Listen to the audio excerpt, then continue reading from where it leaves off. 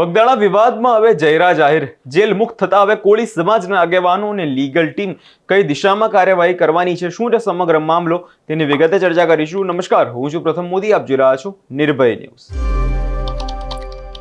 બગદાણામાં જે નવનીત બાલદિયા પર હુમલો થયો, જે બાદ નામ સામે આવ્યું હતું માયાભાઈ આહિરના પુત્ર જયરાજ આહિરનું. જે બાદ આપણે જોયું કે એસઆઈટીની રચના થઈ ને એસઆઈટીની રચના બાદ જયરાજ આહિર સહિત 14 લોકોની જે ધરપકડ કરી લેવામાં આવી હતી. પરંતુ ગઈકાલે જ જે જયરાજ આહિર છે અને સહિતના 6 આરોપીઓના શરતી જામીન જે મંજૂર થઈ ગયા હતા અને જયરાજ આહિર જે ગઈકાલે જેલની બહાર આવી ગયા છે.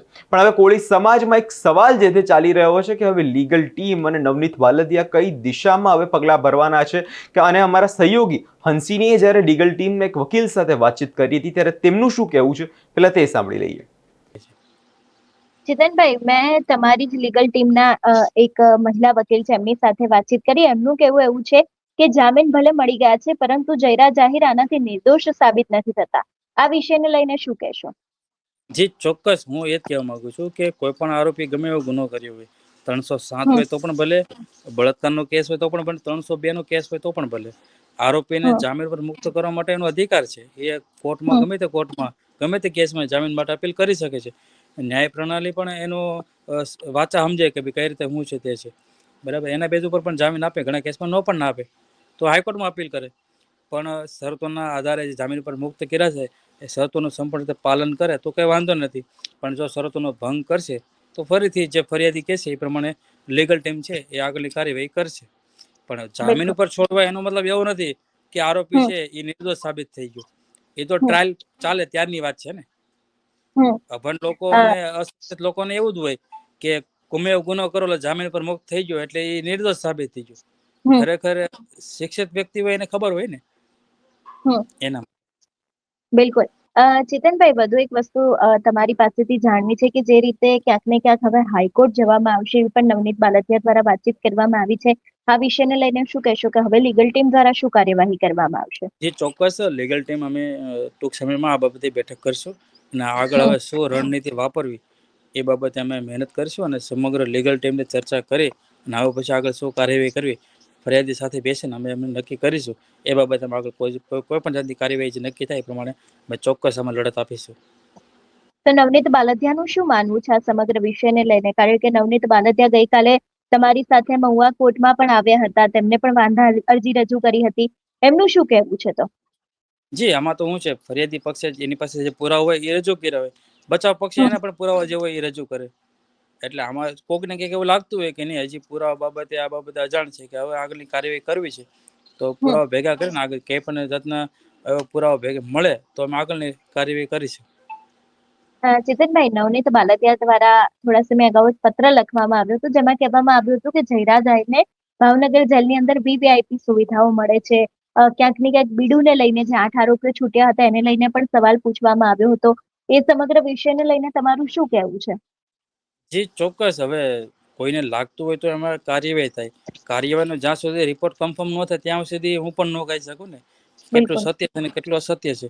મારા ધ્યાને આવે તો હું ચોક્કસ કહી શકું ને આ સત્ય છે ને આ સત્ય છે.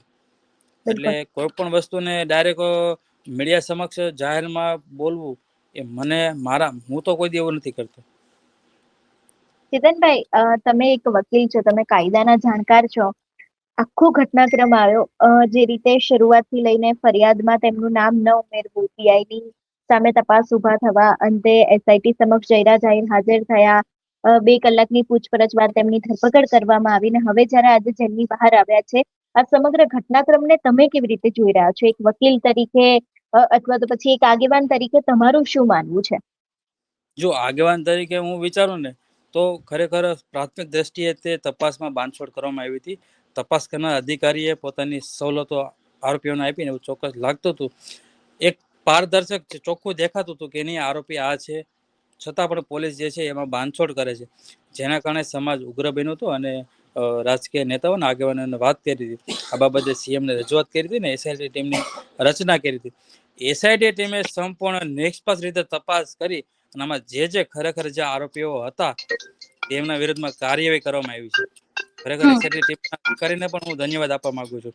જો એસઆઈટી ટીમની રચના ન થઈ હોત તો અત્યારે તો અજાણ્યા હિસાબ ઉપર તે બધું ચાલત. 8ની જગ્યાએ 14 આરોપી અત્યારે પકડાણા અને કાયદેસર રીતે તપાસ ચાલુ છે.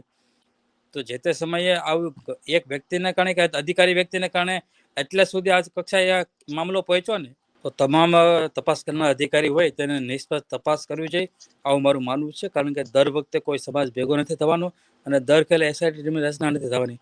એટલે પોલીસ વિભાગ ઉપર તો લોકોનો ભરોસો છે એ કાયમ અકબંધ રહેવો જોઈએ. અને આવીને આવી લોકોને તમે ન્યાય અપાવવાની કોશિશ કરો એવું મારું માનવું છે. લોકો ન્યાય માટે લીગલ ટીમના વકીલનું કહેવું છે કે હવે આગળ ટૂંક જ સમયમાં એક બેઠક કરવા જઈ રહ્યા છે. તે નવનીત બાલદિયા સાથે તેને બંને બેસીને એક નિર્ણય લેશે, જે બાદ આગળ હાઈકોર્ટમાં પણ જવાની શક્યતાઓ દેખાઈ રહી છે. કારણ કે જયરાજ આહિરના માત્ર જામીન મંજૂર થયા છે, તે આ મુદ્દે નિર્દોષ સાબિત નથી થયો, જેવું કોળી સમાજના વકીલનું કહેવું છે. હવે આ મુદ્દે કોળી સમાજના આગેવાનો ટૂંકમાં લડી લેવાના મૂડમાં છે. એમ કે આપણે જોયું પણ હતું કે કેસમાં લગભગ બધા જ આરોપીઓ જેલની બહાર આવી ગયા છે અને ગઈકાલે જયરાજ આહિર પણ જેલમાંથી બહાર આવ્યા બાદ નાજુ કામડિયા, જે મુખ્ય આરોપી કહેવાતો હતો, તે પણ હવે જેલની બહાર આવી ગયો છે. હવે જોવાનું રહ્યું કે લીગલ ટીમના વકીલો અને નવનીત બાલદિયા આગળ કેવા પગલાં ભરે છે. આ વિષયને લઈને તમારો શું અભિપ્રાય છે તેમને કમેન્ટ કરી ચોક્કસથી જણાવજો અને અમારી ચેનલ નિર્ભય ન્યૂઝને લાઇક, શેર અને સબસ્ક્રાઇબ કરવાનું ભૂલશો નહીં.